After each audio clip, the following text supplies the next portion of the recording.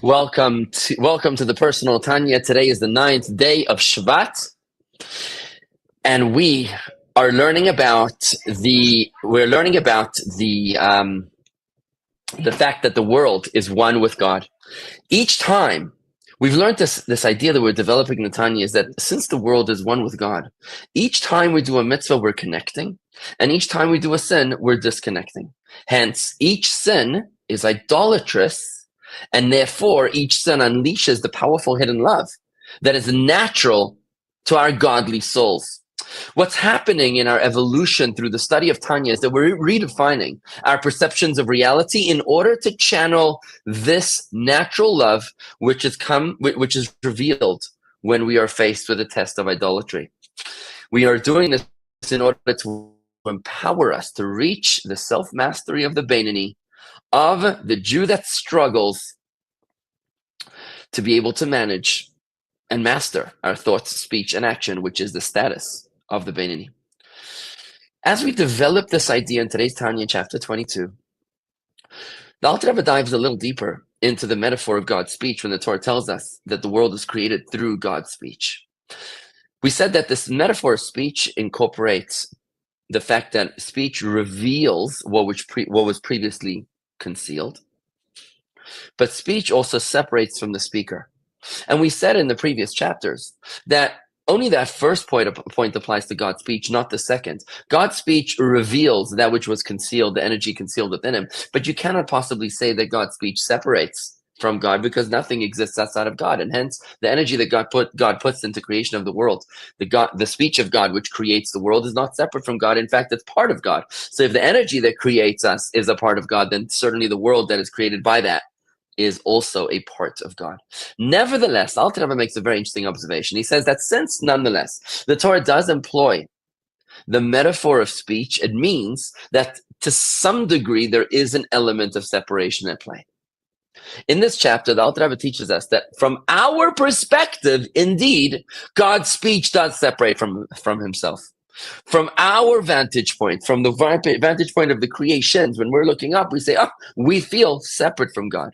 But from God's point of view, which is the true point of view, the world is in fact one with God. And hence, this world is really like a one-way mirror. When you look at a one-way mirror from the inside, you see straight through the window. But when you're looking at the one-way mirror from the outside, you don't see inside, you only see yourself. So from God's perspective, he sees straight through the window. There is no blockage. From our perspective on the outside, we see not God. We don't see inside. We see only ourselves. There are two perceptions of reality constantly at play. Why would God do this? The Alter Rebbe explains to us today in a beautiful way. The reason why God created a possibility for a false perception of reality, for the one-way mirror way of looking at things, to see not God, not inside, but to see the mirror, to see ourselves.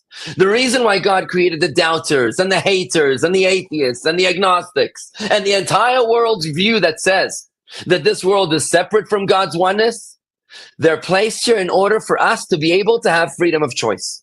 God gave us two tracks, two possibilities, two perceptions of reality, one which is true and one which is false, one which sees from the inside of the one-way mirror and one which sees from the outside of the one-way mirror, so that we would be able to have the freedom of choice to be able to earn reward and, God forbid, punishment when we choose the right or when we choose the wrong. See, I've put before you, says God, life and death, the blessing and the curse, and I urge you, says God, to choose life. It turns out that in this world there are main actors and there are supporting actors.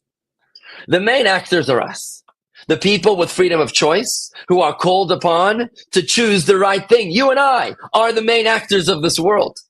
But everyone else, the doubters, the haters, and the people that are atheists and agnostics who don't believe, who don't see that there is a God, who see not God but to see their ego, who see the mirror in the one-way mirror as opposed to seeing through the one-way mirror.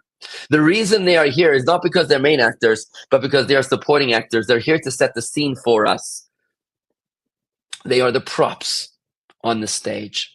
And that's why in Kabbalah they're called Achoraim, which means an afterthought. They're not the true intention. We are the panim. We are the one about whom is the purpose and the actual intention, because God wants us to have free choice so we can choose the right thing. But the guys that make the wrong, the guys that are seeing the one way, the wrong perception of reality, they are achoraim. They are the afterthought, because they are there only in order to allow us to set the stage, to be the props, to be the supporting actors, so that the main actors can do what they need to do. In other words, God deliberately hides himself behind the one-way mirror so that we will have freedom of choice.